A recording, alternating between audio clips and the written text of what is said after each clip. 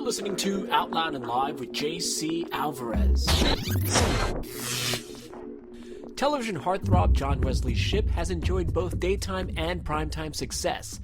The two-time Emmy-winning actor has made groundbreaking moments in television, both in soaps and on the hit show Dawson's Creek. With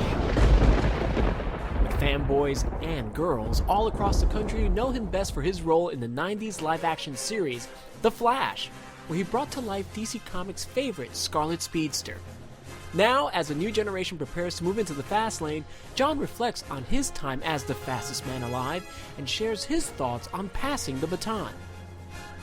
This is part 2 of my interview with actor John Wesley Shipp. So I didn't quite know. I was a little thrown third season, when the tone of the show changed.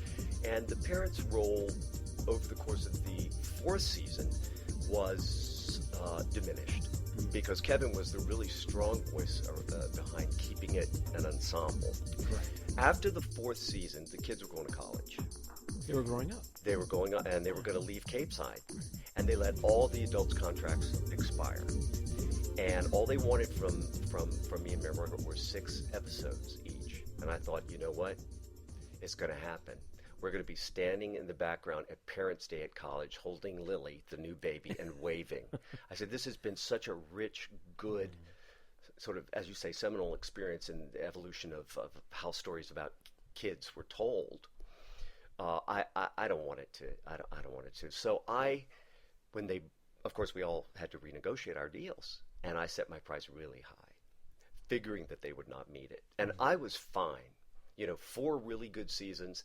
I was ready to go back to L.A. Mm-hmm. I get a call from Paul Stupin in L.A., who took over the show. He and Kevin were co-executive producers. Kevin now gone, and he said, would you meet me for a cup of coffee? So I'm thinking, I wonder what this is about, because I had let it go. I had released it, and he, long story short, we were having coffee, and he said, we're in. About midway through shooting the first episode, the WB shut us down, shut the show down. I said, why? He said, they don't like the story, that we have no story. He said, I know you've been sort of increasingly unhappy and, as you've been given less to do. He said, justifiably so, but we were wondering, came up with this idea. If we give you the money you're asking and we promise you 2 terrific scripts, will you come back and kill the character? Well, I was like, whoa. It's one thing to leave the show. It's another to kill a character that you've...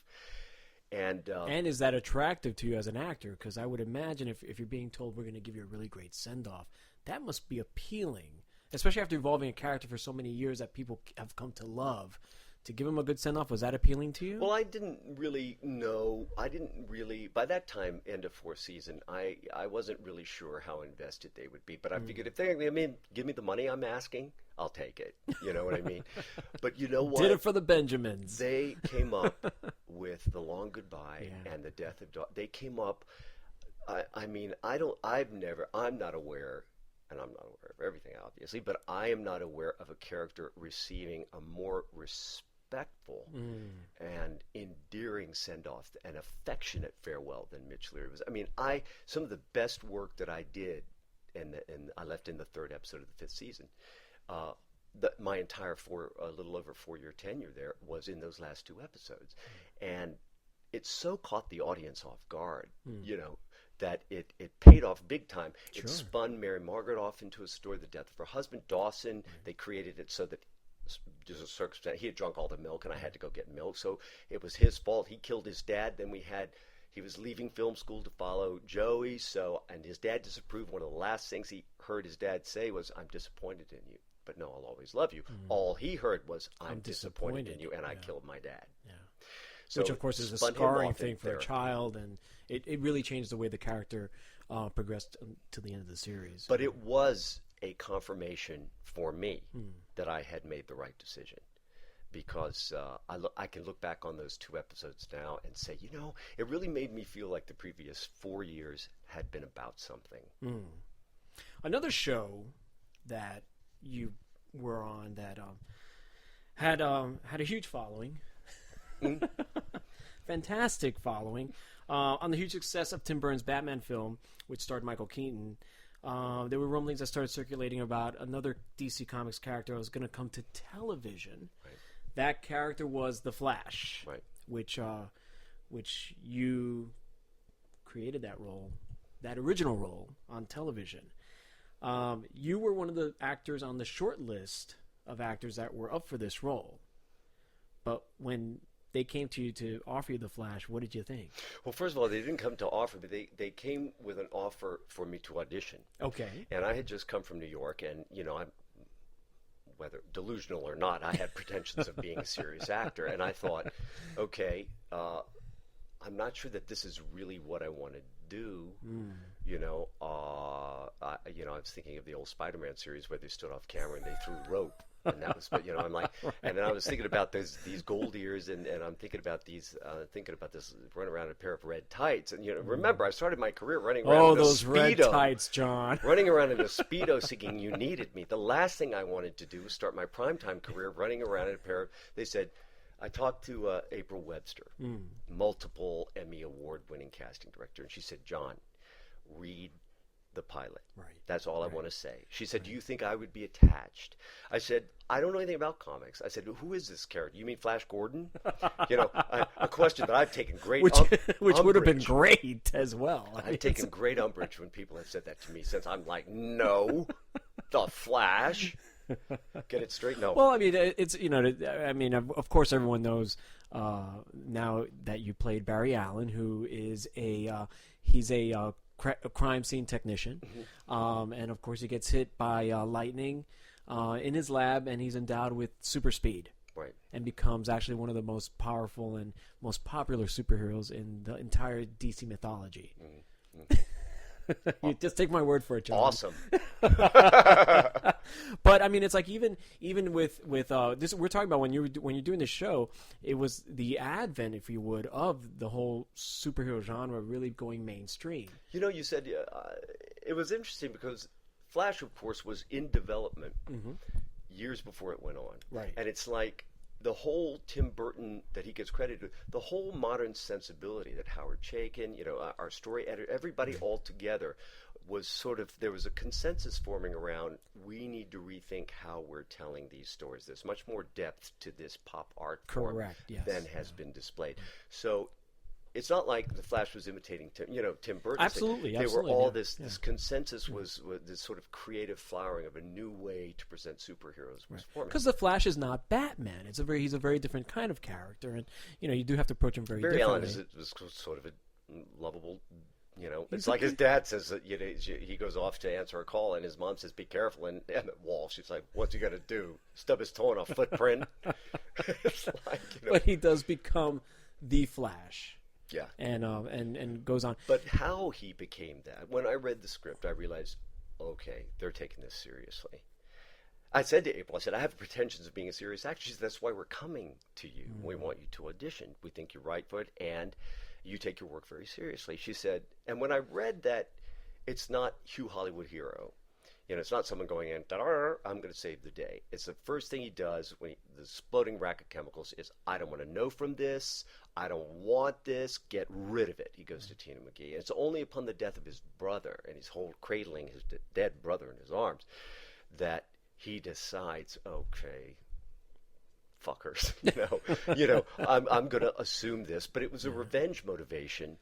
And I loved that the relationship between Tim Thomerson, who played my brother on that show, and I was really sorry that left, because that's a delicate thing. He was the blessed son, right? And exactly, Barry was sort of the unblessed son, but still he was they had a tremendous hero and love for each other, and really was kind of like always trying to like win his dad's admiration. But imagine if you're the unblessed son and suddenly you have these kick-ass superpowers and you're standing over your brother's grave with your dad, and I tell him, I'm going to get the people who killed Jay, and he says, don't point a gun unless you have a bullet in the chamber. Yeah. And then I say, it was one of the most memorable moments for me in the pilot, I say, I have the bullet, but I can't tell him what it is. You can't tell, you have it. You're so much more than you can ever let your dad know. Yeah. In the in league with so many television shows, well, actually so few television shows that were successful in the genre, The Flash is considered one of the better superhero television shows. It was very special effects heavy. The scripts were very complex.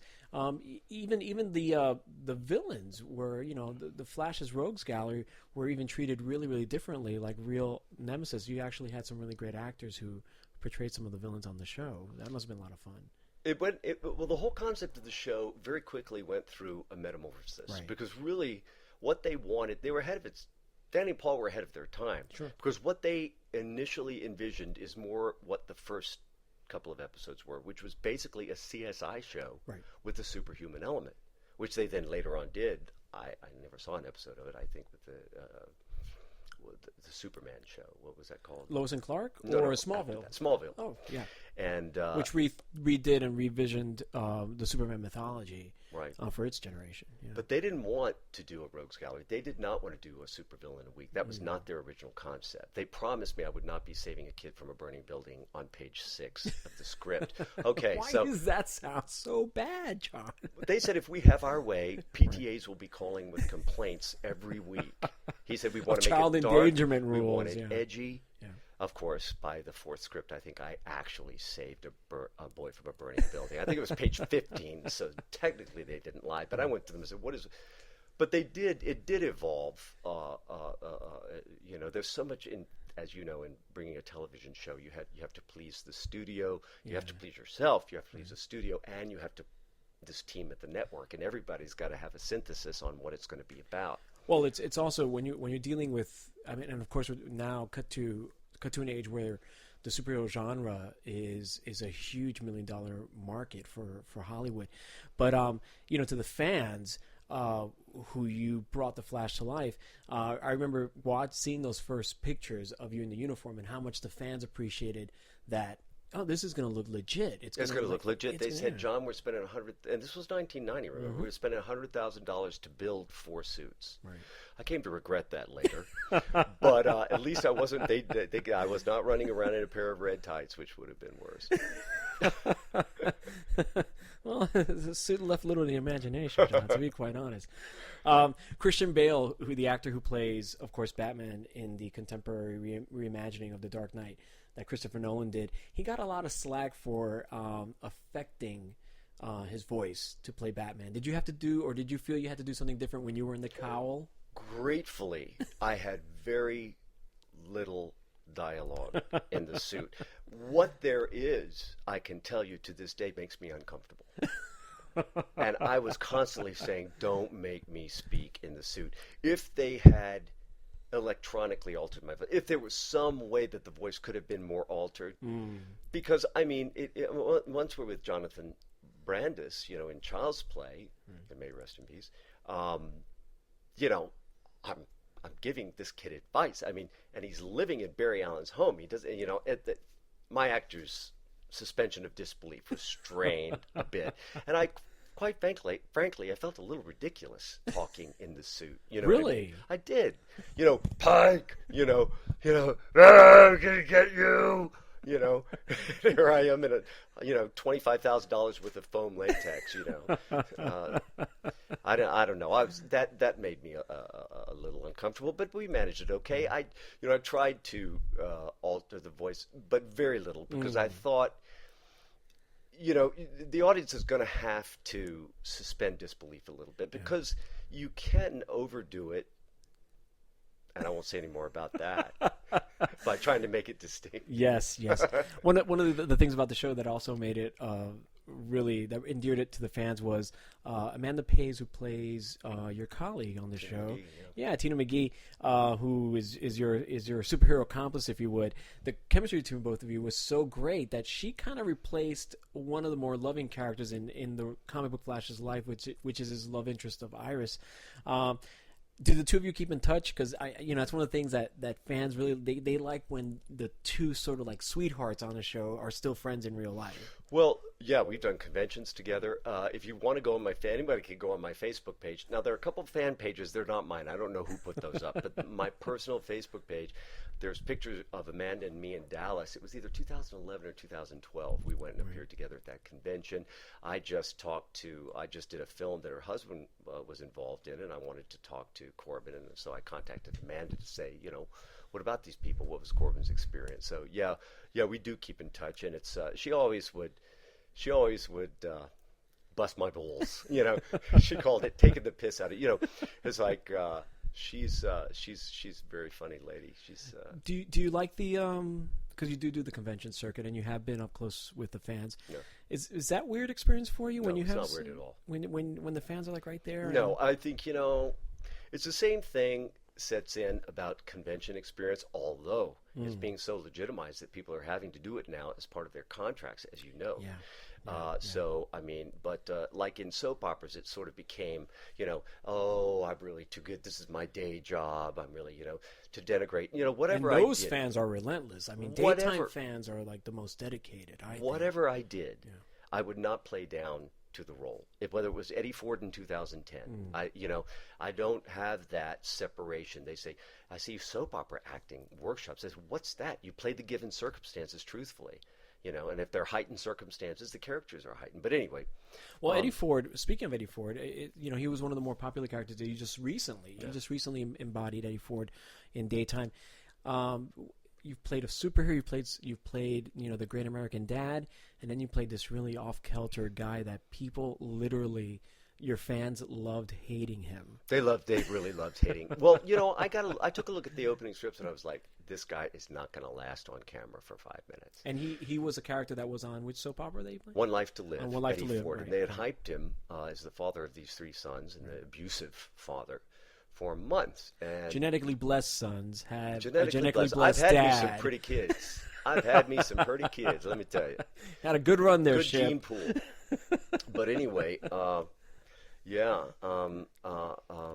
so this, Eddie Ford. Yeah, this character was just like. I was like, fun for you though. I'm going to take the acting book, and I'm going to throw it out the window. Because he's a villain. You did that because you're playing somebody that was really. When I had played my earlier villains, there was I could find the wound, right, and I could play the wound, right, but I couldn't find Eddie's wound. There was nothing redeemable as it was written. So I said, was that fun? You know what? I'm gonna free myself. I'm going to forget about substitution, personalization.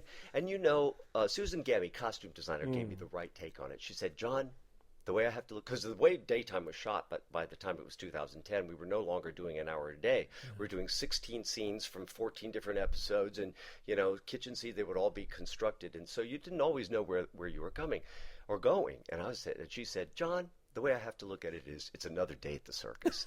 So I threw the acting rule book out the window. I started ad-libbing. They supported me. I said the only way I can do this is if I shy away from it, it's death. I have to run straight at it and try to find what's darkly humorous and off-kilter. In fact, some of the fans were offended at the beginning because they were expecting a real slick Clint Buchanan, played by Jerry Van Orn. And I was like, no. Which we've had so many of those characters in daytime. I come in jeans, and, you know, one fan even accused me in those first scenes with the son of being unintentionally funny. And I thought, I guess that's about the highest compliment when you're playing something psychotic for comedy. They think you're unintentionally funny. They don't think that I knew that certain things that I was doing were comedic. Yeah. Of course I knew. And I'll never forget, I threw in a line once at the end. My youngest son, who Eddie Ford called the little bastard, and he knew it was his kid. The minute the kid punched him, he knew it was his kid. But anyway, leaving the room where I've just had a thing with this kid and his mother, I stopped at the door, and he was shorter than Eddie, shortest of the sons. And I said, tell your little girlfriend, when she's ready to supersize, she know where to find me. And, well, the cameraman fell off his bench. It's like they were like, "Now I know that was not in the script." I said, "No," but they gave me a lot of really good stuff in the writing, and then they supported me. Frank Valentini is one of the best executive producers I've ever worked with in that regard. Well, it looks like lightning is about to strike twice, and the baton is being passed. The announcement has been made that The Flash has been recast and is returning to television. Really? Yes. The CW just introduced him on their hit show Arrow. I know. And Grant Gustin, which is he's not an actor that people kind of equate with playing a good guy, has been cast as the new Barry Allen. He, of course, was introduced in Glee as a really venomous character. how do you feel about someone now coming in and taking up the red tights? 22 years is long enough. You know, I mean, I've had sort of an extended life as The Flash because it came out on DVD in 2006, and I've been doing the conventions, and it's been great. Interacting with the fans has been wonderful. Conventions are not the nightmare that they have been portrayed as. Does that surprise you, the fascination that people have with these kinds of characters? These sort of like modern day mythic characters as we're experiencing now in popular culture. Does that surprise you that your Flash is still resonates with fans? You know? I mean, it is serious. I mean, these fans are very serious about. They're serious collectors. They're serious. They really know the stuff inside and out. It is a whole world that I was actually humbled the more I learned about it. I was almost glad I did not know anything about it because I took everything that I needed from the truth of the moment of the script and I played Barry. I felt my job was to play Barry, to get the audience hooked in with who this human being is so that I've said this before, but when I went into the suit, the audience came with me. Right. And then we were all looking from inside the suit out. And I think that's the fun of it. I don't think anyone else fit in that suit but you, John. No, there was no room. And they wouldn't want to been in there anyway. Let me tell you, it was pretty sweaty, pretty stinky in there. Which is really actually really great advice for Grant in a way, because he actually doesn't have the advantage that you have, that you didn't have someone who already played the role. You kind of like, it's going to be very hard for him in today's culture to kind of go into it blind because there is so much out there. You know what the first thing I thought when I saw Grant? I thought he's aerodynamic. Yeah. Yes, he is. This is the modern sensibility. Now, back in the 90s, everything had to be big muscle. But let's face it, we had to cut down the suit from if you'll watch, we pared it down as it went on because it just didn't make sense. Someone I thought he's very aerodynamic, the way he's built. It's a good look. There are striking similarities between Grant and I. People were complaining, why is this guy playing a superhero? He just got through playing a villain. Well, both my Emmys were as a psychotic, would-be rapist and a girlfriend abuser, woman abuser. We were both born in Norfolk, Virginia. How's that?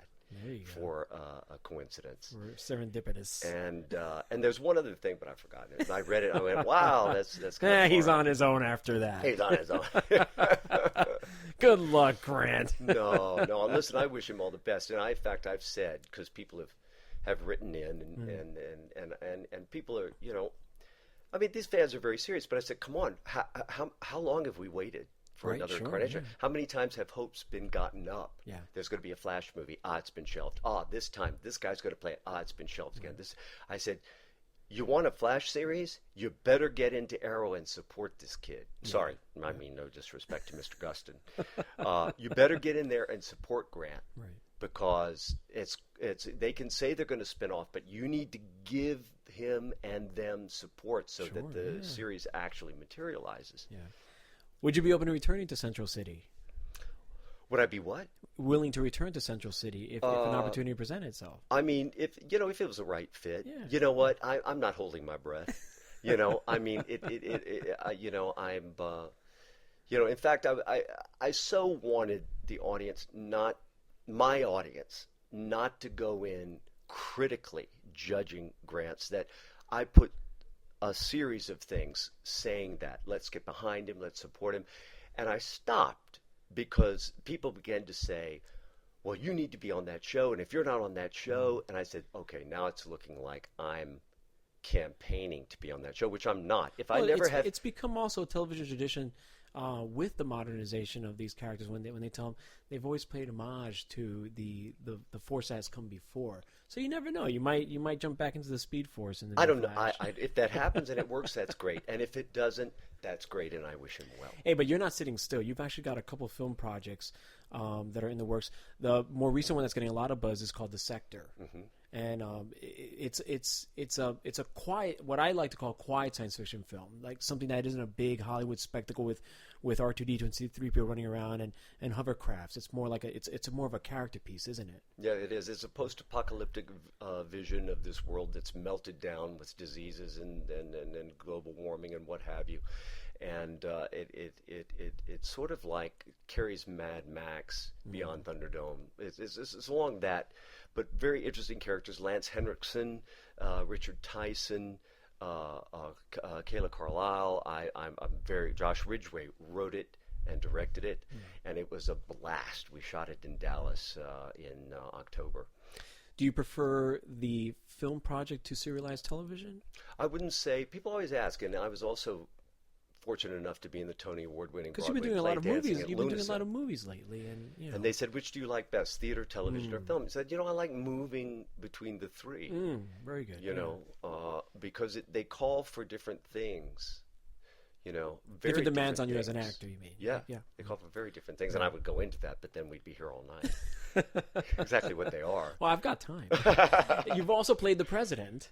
Yes, project I recently. am waiting for. I'm psyched about this. It's a project. IMDb it. It's called Golden Gate. It has Vivica Fox, Eric Roberts, John Rhys Davies, Montel Williams. I play the president of the United States, a really good guy, visionary president at a time when the war in Afghanistan is dragging on, and his popularity ratings, and people are down on the country, and he wants to find a story to inspire the nation. And that's the A storyline. This young kid whose father is lost in Afghanistan, whose mother's in an accident, which he finds out goes to the hospital, and he begins to lead his team to a state soccer championship for the first time. And the president goes, okay, we're not going to play politics on this. We're not going to do it. We're going to find the father in Afghanistan. I want them there at that game. And through the course of how it's perfect for what's happening in our country right now. It's like, can we just not drop all the bitterness and all the differences and come together around a story that can be inspiring, and remember that we're Americans and that we're all citizens of the same country. It's a beautiful script. It's and I'm waiting for I guess the producers to decide which road. Do they want to go straight to a distribution deal? Do they want to go the art film circuit or what? But if they got it on paper, it was really a special script. Well, you can certainly bet that your fans will be waiting with anticipation for these projects. Your fans are very loyal and do mean a lot to you, and it's really exciting to them that you have been able to color your career with so many different roles, and that they've been able to kind of like follow your evolution as an actor along that career. That must really speak to you as an actor. Yeah. It's interesting. You touched on it earlier about my fans. It's like, and I don't really use that word. I like because it's like I don't know. I feel funny about that word. People who admire my work or who followed my career, is that Guiding Light. We were there at the beginning of the youth revolution, so we had young fans. And then I went to The Flash, which had a young fan base, and then I went to Dawson's Creek, which had a young fan base. So it was like a new decades. At one time, I looked around, everybody was staying the same age, and then I'd walk by a mirror. I was the only one aging. But the good aging very well, mind you. Thank you. But the good point about that was that, there was successive waves of people not from the same decades that I've been able to perform for. I've been honored to perform various roles for. And therein is the biggest compliment. John Wesley Shipp, thank you so much. Thank you for bringing us into and hey, from a fanboy like me, you'll always be the Flash. I'll always imagine running around in red tights. Stay tuned as we continue to follow John Wesley Shipp and his upcoming new projects. And also get ready for the return of The Flash in 2014, with Grant Gustin reprising his role of Barry Allen, as seen recently introduced on the hit show Arrow. And of course, a very special thanks to my friend and fan favorite, John Wesley Shipp, for stopping by and bringing us up to date on all of his going-ons. Stay in the know with Edge on the Net, the internet's largest network for LGBT news and entertainment. Download the iPad app and get the digital magazine featured every month. Edge on the Net. Visit us now. Out Loud and Live is now also available as a podcast on iTunes. Please hang up and try again. Send us your questions or comments to thrillseekerhq@aol.com. This is JC Alvarez, and you've been listening to Out Loud and Live. This is a Thrillseeker HQ presentation. Get in the HQ. Go to www.thrillseekerhq.com. Bye.